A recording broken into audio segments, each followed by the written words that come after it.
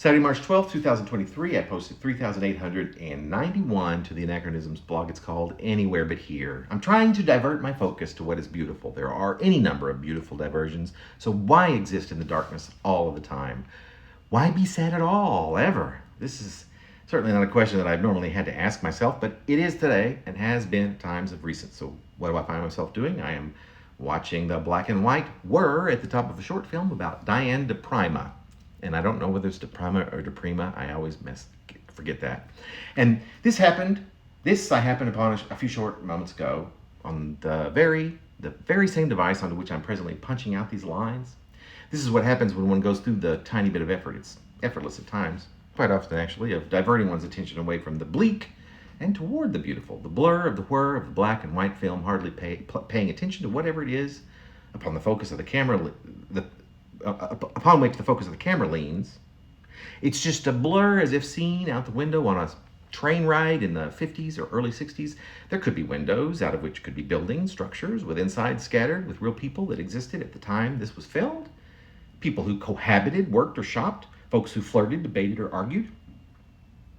What this blur gives my eyelids that are from the future, so to speak, is a bit of a buzz, a slight lift as the words which were spoken by the subject of the film itself, but yet heard by me as if simultaneously, yet some 60 or so years later, are sounds which mirror the movement of the horizon or whatever it is that shimmers and glimmers on the screen, whatever structures or open spaces were being passed by whatever passengers there might be, have been in whatever train or moving vehicle. I'm guessing it's public transportation. It could be a Volkswagen van with large windows through which all this flitting and flickering occurred.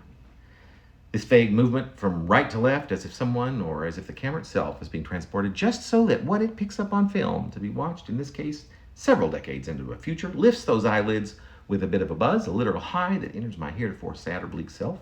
I'm lifted a bit by just taking in the sight, the movement that exists on the screen of the device that I soon thereafter watch these, my very own lines of description, pile into a shaped form in front of me, a form that could, if one is only a bit imaginative, look a bit like a cliff or a bluff that is reaching higher and higher into the sky, that is beautiful, that is like no other cliff or bluff, that reaches until it has made its place, become its own fresh location upon a planet.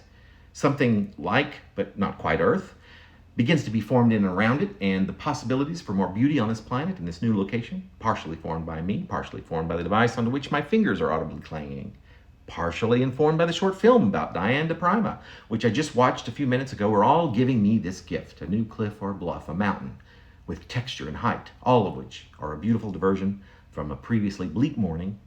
This is how one might easily, with very little effort, improve one's outlook, transporting from a sad or bleak moment into an alternative moment, a beautiful one, in fact. Do you see it?